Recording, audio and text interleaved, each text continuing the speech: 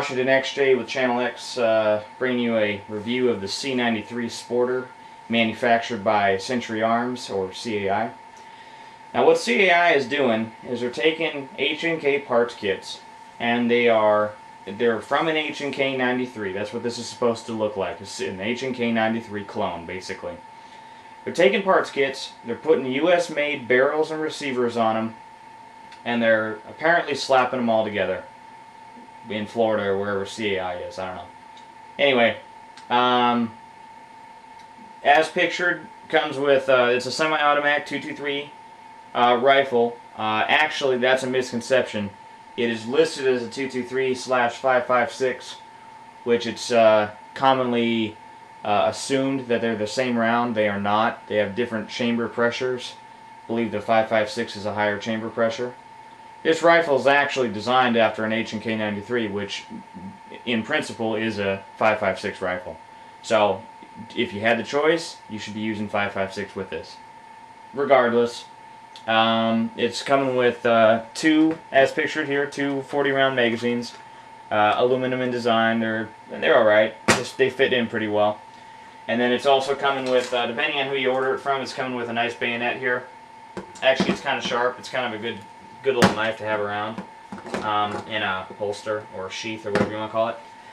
Safety fire switch is going to be right here, and it's going to have a barrel diopter on the back end of it for aiming with basically your close quarter setting. I'm not going to get into showing it with the camera, but it's got 4 settings, and it twists in each setting. Basically, the size of the hole that you're looking through narrows as you go further in range, so it goes close range 2, 3, and 4, which I believe is 200, 300, and 400 meters. I believe that's how H&K does their sights. Anyway, and then your, I believe they call it a ghost ring front sight, which is a pretty typical H&K design. And the bolt mechanism is a roller locking bolt design, which is a H&K thing. Obviously, you've probably seen it in the movies, and people think it looks cool. It's actually really fun to use. You charge the handle like this. Not like that. There you go. It's a little stiff. Actually, it's really stiff. Charging handle. Slap the new magazine in there.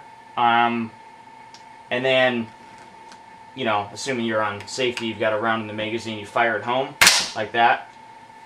And, you know, it's cool to see. It's cool to use. It's a cool design, and it works pretty well. Rifle is pretty fun to use. Now, here's the thing. Prices on these rifles have fluctuated quite a bit, and you know, maybe about 6 or 7 months ago, they were sold for roughly $900 to $1,000. That was partially due to its emergence on the market. People were kind of interested in this new H&K looking rifle.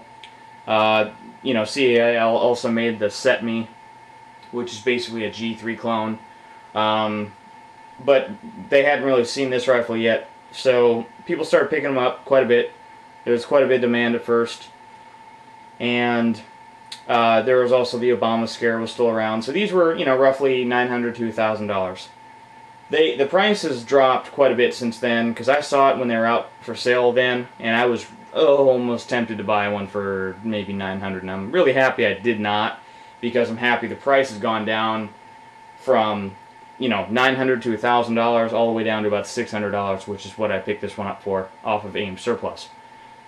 Now, that being said, I don't know if it's a you get what you pay for kind of deal, or if they're just really hit and miss, but a lot of people are having issues with bolt gap on these H&K clones, these C93s. Now, in a nutshell, what it is the bolt seats in the bolt carrier. And there's supposed to be a set amount of gap. We're talking millimeters here. We're talking very, very small amount of gap. But there's supposed to be a little bit of gap. Now, some rifles were being sent with no gap. Some rifles were being sent with excessive gap. Either way, CAI was selling an out-of-spec product. A lot of people were getting pissed off. I'd heard some horror stories of bad things happening. And guess what happened to me at the range yesterday? First time going to the range with this rifle. about half of the rounds looked like that, and about the other half looked like that. Now, if you know anything about H&Ks, they are fluted chambers. So those are the scoring marks from the fluted chamber. Now that's not right. It should not be looking like that. And like this is another one.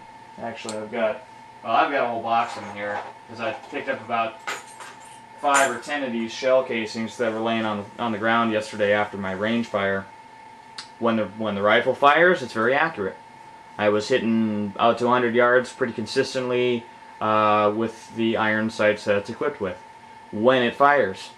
The first 10 or 15 rounds, almost every other round was a fail to eject, followed by a fail to load.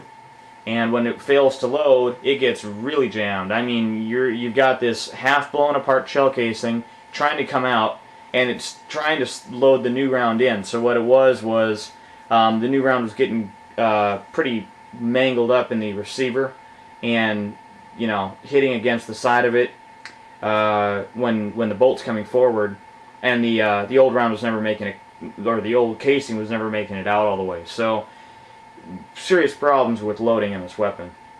I think it's just a bad gun. I really want to say that CAI has improved their quality control. I know CAI had a lot of complaints when these first came out. CAI has had a lot of complaints with quality control, period. My Washer 10 is a CAI rifle. It works great. I have no complaints with it. I've never had an issue with it. I don't have 2,000 or 3,000 rounds through it, but it's worked every time flawlessly for me. And that was a CAI rifle for $400 or $500. But this is having some serious issues. Now I've contacted Aim Surplus. They're willing to give a full refund. However, they claim they've never heard of this problem, which I highly doubt. They said that they haven't had any returns on this batch. This is a new batch from CAI, so maybe they're having problems with the bolt gap again. I don't know. I measured the bolt gap on this before I went firing. It's you got to use feeler gauges when you get in there. There's videos on YouTube of how to take down the bolt and how to get into it, but I'm not going to get into it right now. That being said, I didn't see very much of a bolt gap, if at all any.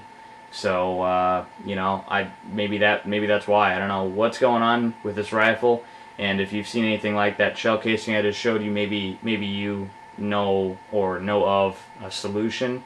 At this point, I'm just going to get a refund on the weapon.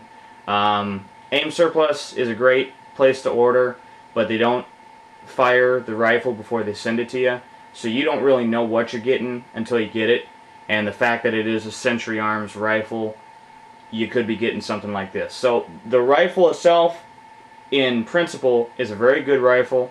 It has a very great design. It's an H&K rifle basically with CAI parts in a CAI price tag on it, which is going to save you a lot of money. Because an H&K 93 like this in the United States, if you can even find one, pushing $2,000 or $3,000. So we're talking maybe a fifth of the price, especially now that the price has come down. So that being said, though, you might be getting a bad egg like this one, and you just don't know. So if I buy another CAI rifle, it'll be from a test-fired seller, a seller that test fires them before they give them to you. And I'm not so sure I'll buy another one of these just because I don't know what I'll be getting for sure. It's a cool-looking rifle, but if it doesn't work, what's the point? See ya. Thanks for watching.